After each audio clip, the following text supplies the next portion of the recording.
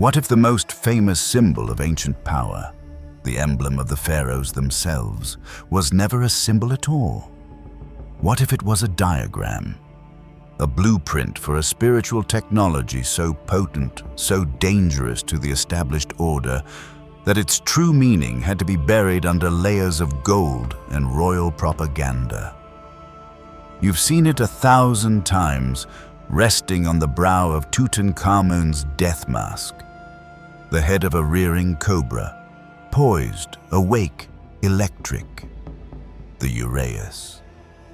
You are told it represents divine authority, protection, kingship, a pretty story for a museum plaque.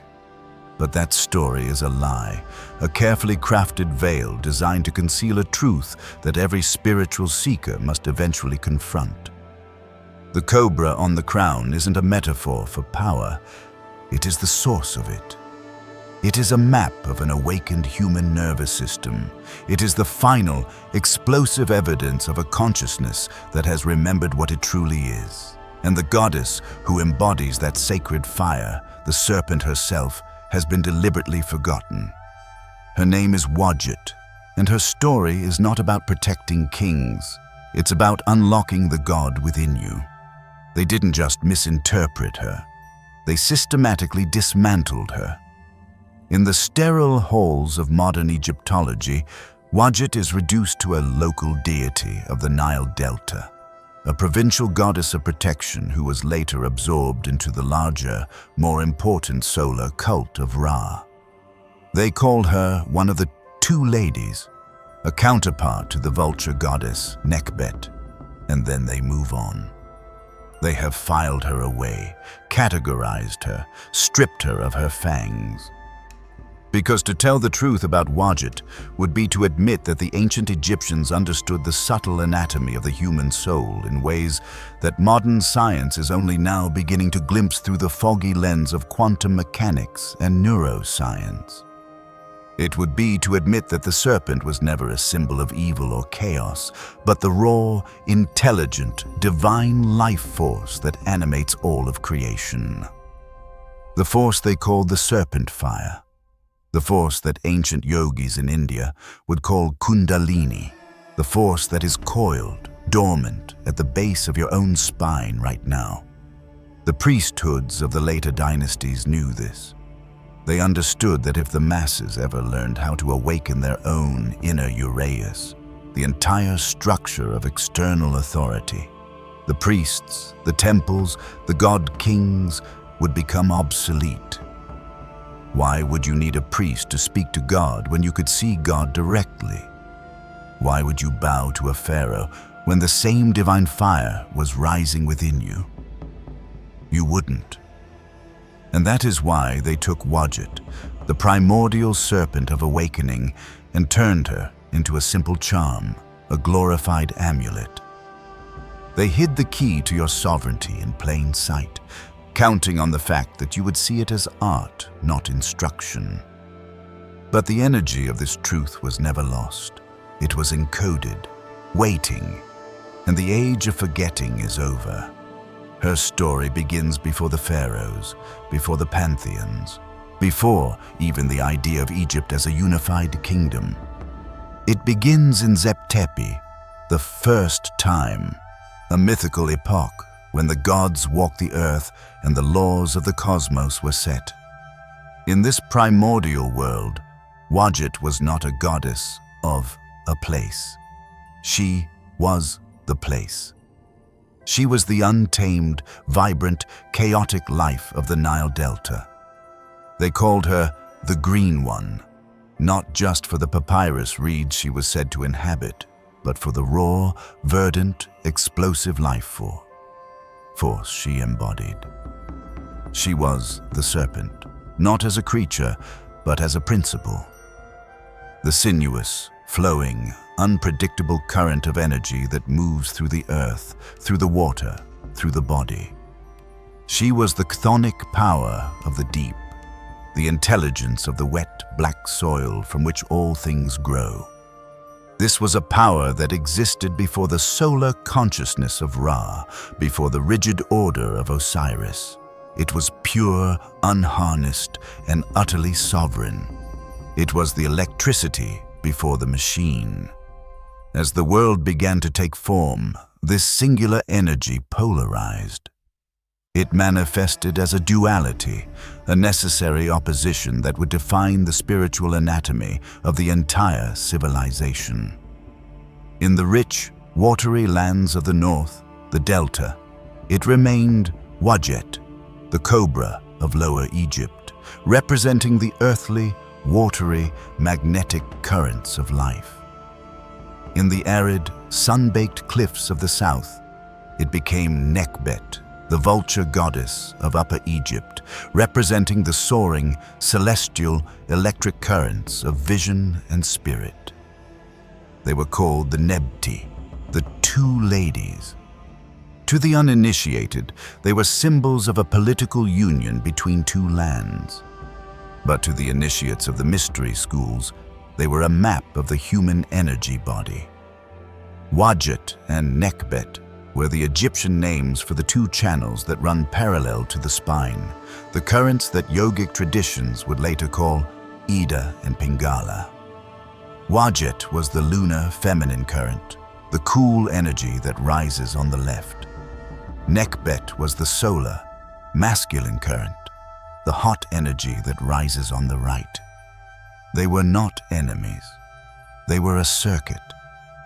And the supreme purpose of the pharaoh, the true meaning of his kingship, was not to rule over land, but to master himself. His sacred duty was to unite these two currents within his own body, to become the living pillar, the Jed, where the serpent and the vulture met in perfect equilibrium. When these two forces were balanced, a third central channel opened, the Sushumna, the path of fire. And up that central channel, the serpent would rise. This wasn't a myth. It was a practice, a dangerous, transformative, alchemical process. And at the heart of it all was Wajet, the green serpent, the keeper of the flame, waiting to be awakened from her slumber. She was never just a protector. She was the very power that, when activated, turned a man into a god. The Uraeus is the most misunderstood artifact of spiritual science in human history. It is not a crown. It is a state of being. It is not a symbol of enlightenment. It is the biological and energetic signature of enlightenment itself. And the knowledge of how to activate it was the most guarded secret of the Egyptian mystery schools. Let's break down the code. The pharaoh is always depicted with the cobra emerging from the point between the eyebrows. This is not an arbitrary location. This is the seat of the Ajna chakra, the third eye. In the physical body, this point corresponds to the pineal and pituitary glands, two master regulators of consciousness, perception, and the body's subtle energy systems. The Egyptians knew them not as glands, but as the twin seats of the soul's vision. But the cobra doesn't just appear there, it rises. This is the critical key. The serpent, Wajet, represents the primal life force, the serpent fire, that lies coiled and dormant at the base of the spine, in the Muladhara chakra. This is the root of your physical existence, the anchor of your consciousness in matter. For most of humanity, for their entire lives, this energy remains asleep, functioning only to keep the body alive, to fuel basic survival instincts and desires. It is a power unrealized, a god in slumber. The spiritual work of the initiate, the true path of the pharaoh, was to awaken this serpent. Through discipline, through breath control, pranayama, through purification of the body and mind, and through the precise use of sound and intention, mantra, the initiate would begin to coax this dormant energy to stir. This was not a gentle process. The awakening of Wajet was said to be like fire, an intense electric heat that begins to travel up the central channel of the spine, a pathway the Egyptians visualized as the Djed pillar, the backbone of the god Osiris. This pillar, with its 4 cross pieces, was not just a symbol of stability, it was a diagram of the human spinal column with its energy centers. As the serpent fire ascended, it would pierce and activate each of the energy centers along the way, clearing blockages, burning through trauma, and transforming the initiate's entire being. The heart center would flood with cosmic love. The throat center would unlock the power of creative speech, the heikau, or words of power. And then, finally, the energy would reach the head. It would flood the brain, culminating in an explosive activation at the brow. The serpent had risen. Wajet, the earthly power, had reached the heavens of the mind. At this moment, the pineal and pituitary glands, the Ida and Pingala nodes in the brain, would fire in perfect synchrony, creating a psycho-spiritual event that opened the third eye. This was not a metaphor, it was a physiological and spiritual reality. The initiate would begin to see, not with their physical eyes, but with the inner eye of the soul. They would perceive the energetic nature of reality. They could see the Ka and the Ba, the subtle bodies of others. They could perceive the hidden currents of the cosmos. They were no longer trapped in the illusion of the poor, material world. They were awake in the dream. The Uraeus, the rearing cobra, is the depiction of this final state. It is the life force, fully awakened, fully ascended, now looking out upon the world through the lens of divine perception. This is why it spits fire, a symbol of its protective, transmuting power. An awakened being is shielded by their own clarity. Their vision burns through illusion. They cannot be deceived. They cannot be controlled. Now you understand why this knowledge was so heavily guarded. It was the ultimate key to sovereignty. The pharaoh didn't wear the Uraeus because he was king. He was king because he had activated the Uraeus within himself. It was the proof of his initiation, the mark of his mastery. And the priesthoods of later ages, knowing they could not replicate this process for the masses, did the next best thing. They turned a living technology into a dead symbol. They made you worship the crown instead of teaching you how to earn it. They made you bow to the image of the serpent, so you would never think to awaken the real one sleeping inside you. The full power of Wajet, however, was not just a linear ascent. It was a cycle of loss, rage, and a terrifying, beautiful integration. This cosmic drama is encoded in the myth of the distant goddess, or the Eye of Ra. It is one of the most important allegories in all of esoteric literature, and it is the key to understanding the raw, untamed nature of the serpent fire. The story begins with Ra, the sun god, the principle of centralized divine consciousness. He sits upon his throne, but the world he governs is filled with imperfection, with whispers of rebellion among humanity. To assert his power and perceive the truth of his creation, he sends forth his eye. This eye is not a physical organ. It is a living, independent extension of his own being, a feminine force of immense power. And in this myth, the eye is personified by a number of goddesses, but most primordially, it is Wajet. She is the active, fiery, perceptive power of the sun, sent out to do its bidding. But something happens. As the eye journeys through the world, far from its source, it begins to change. Tasting the chaos and violence of the manifest world, it grows wild. It forgets its original mission. Wajet, the eye, becomes enamored with her own power, her own freedom. She becomes a force of pure, untamed destruction, a lioness goddess, tearing through the deserts of Nubia, drunk on blood and rage. She becomes the distant goddess, refusing to return. Back in the heavens, Ra is incomplete. He is weakened, aged, and vulnerable. Without his eye, his perception is dulled. His power is diminished.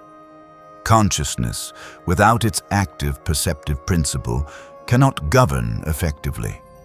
It is a profound statement about the nature of the divine. God is not whole without the feminine, without the wild, untamed power that engages with the world. So, Ra sends other gods to retrieve her, but she destroys them. Her rage is too immense. Finally, he sends Thoth, the god of wisdom, magic, and divine reason. Thoth understands a crucial law. You cannot conquer this force with force. You cannot command the wild serpent. You must persuade it. You must charm it. You must show it that its true power lies not in separation, but in union. Thoth, disguised as a baboon, finds her in the desert and begins to speak to her, not with orders, but with stories, with logic, with promises of honor and adoration if she returns. He performs magic, offers her sacred wine, and slowly, gently, he pacifies her rage. He doesn't extinguish her fire. He calms it. He reminds her of who she is, of her sacred purpose, and finally, she agrees to return to Egypt. The journey back is a procession of celebration. The wildness has been tamed, but not broken. When she arrives before Ra, she is not the same I that left. She has been transformed by her journey through the chaos. She has integrated the raw power of the wilderness. She knows her own strength now, her own capacity for destruction. And Ra, in his infinite wisdom, does not punish her for her rebellion. He honors her. He elevates her. He takes the wild, fiery serpent and places her upon his own brow. In that moment, the eye of Ra is transformed into the Uraeus. This is the alchemical marriage. The raw, instinctual, chthonic power of the serpent, Wajet, is now permanently united with the highest solar consciousness, Ra. It is no longer a distant goddess wandering in the wilderness. It is the Wadjet eye, the whole, complete, and all-seeing eye of Horus. It is a power that is both protective and destructive, creative and fierce. It is the symbol of integrated divinity. The serpent fire is no longer a rogue force. It is now guided by divine will and wisdom. It has become the gaze of God itself. This myth is not a children's story. It is the seeker's journey. It is your journey. It is the story of your own inner life force, your own serpent, and the process of calling it back from the wilderness of your own unconscious, pacifying its rage, and raising it to the throne of your own enlightened mind. It teaches that the shadow, the rage, the wildness within you is not to be killed, but to be integrated. Because only when that raw power is brought into the light and placed upon the brow of your highest awareness do you become truly whole, truly powerful, and truly divine. The story of Wajet is not confined to the sands of Egypt. It is a universal blueprint, an archetypal truth that echoes across every culture, every continent, and every age. The serpent is arguably the most potent and persistent spiritual symbol in human history, and its story is always the same. It represents a formidable power that can either lead to enlightenment or destruction. It is the ultimate test of the soul. And almost every system of control has, at some point, tried to either co-opt it or demonize it. Look to India. The entire esoteric system of yoga is built upon the concept of Kundalini Shakti, literally the coiled serpent power. She is described as a goddess, a divine feminine energy, sleeping at the base of the spine. The goal of the yogi is to awaken her through breath, meditation, and purity, so she can ascend through the chakras to unite with Lord Shiva, divine consciousness, at the crown of the head. This union brings moksha, liberation, enlightenment. It is the exact same formula as Wajet rising to the brow of Ra. The names are different, the iconography is different, the core technology is identical. Travel to the Americas. The great civilizations of the Maya and the Aztecs worshipped Quetzalcoatl or Kukulkan, the plumed serpent. He was a feathered snake, a creature that united the earth, the serpent, and the sky, the feathers of the Quetzal bird. He was a god of wisdom, creation, and the morning star. Again, it is the same alchemical marriage, the integration of the lower, chthonic energies with the higher, celestial ones. The serpent rising to the heavens. The feathered serpent was not a monster to be slain, it was a state of being to be achieved. Now, contrast this with the Abrahamic traditions.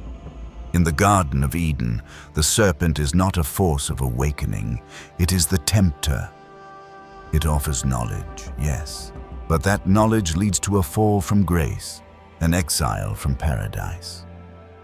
This is the most profound and successful act of spiritual propaganda in history. The very symbol of inner wisdom, of life force, of the path to self-realization, was inverted and turned into the emblem of sin and deception. The serpent was made the enemy. Why? Because if the serpent is the enemy, then the power it represents, the awakening of your own inner divinity, becomes something to be feared, not sought. You are taught to look outside for salvation, to a priest, to a text, to a god in heaven, because the god within has been labeled a demon. The Gnostics, the mystical heretics of early Christianity, knew this. They saw the serpent in the garden not as a tempter, but as a liberator, an agent of Sophia, wisdom, trying to awaken Adam and Eve from the ignorant bliss created by a lesser controlling god, the demiurge. The Gnostics were systematically hunted, and their texts were burned for this very reason. They understood the code. They knew that the serpent was the key. This deliberate demonization of the serpent is how you keep a population spiritually asleep. You make them terrified of the very energy that could wake them up. You make them wage war on their own life force, their own instincts, their own inner knowing. You sever the connection between the mind and the body, the spirit and the flesh. And in that state of fragmentation, people are easy to control. They will outsource their power. They will seek external authority. They will live in fear of their own nature. But the energy of Wajet, the truth of the serpent, cannot be destroyed. It can only be made dormant. It has survived in alchemy as the Ouroboros, the snake eating its own tail, a symbol of eternal cycles and the unity of life and death. It has survived in medicine as the rod of Asclepius, the serpent coiled around a staff, a symbol of healing and transformation, and it survives today in you. That restless energy you feel, that desire for something more, that sense that you are living a life far smaller than the one you were meant for, that is the serpent stirring. That is Wajet, whispering from the root of your being, reminding you that you have forgotten who you are. The myths, the symbols, the warnings, They were never just stories. They are a call to remembrance. You are not here to worship a forgotten goddess. You are here to become a living one. The story of Wajet is not a historical artifact to be studied.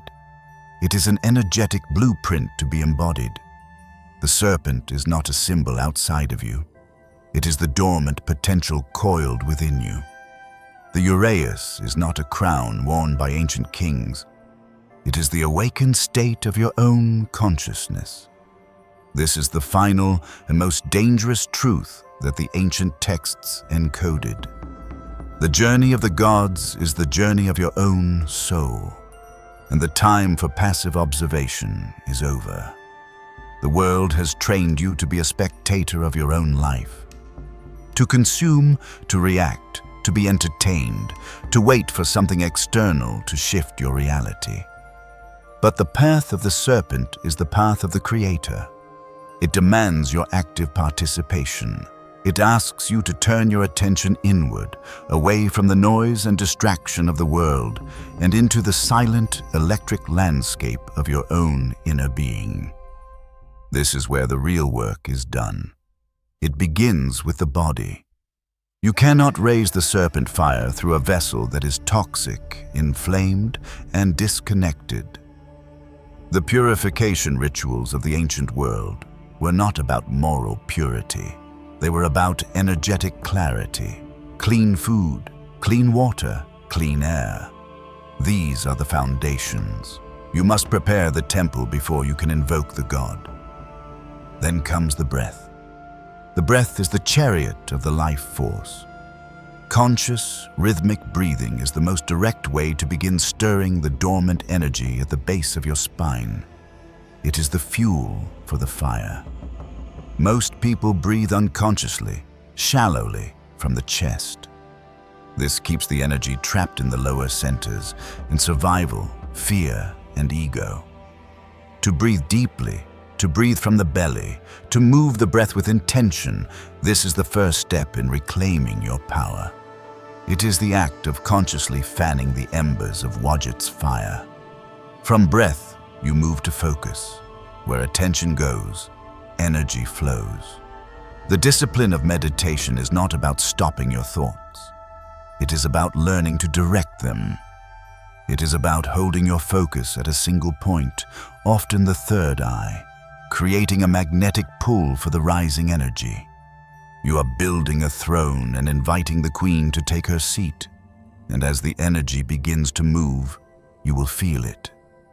It may be subtle at first, a warmth, a tingling, a sense of electricity. It can also be intense, emotional releases, visions, a shaking of the physical body. This is not something to be feared.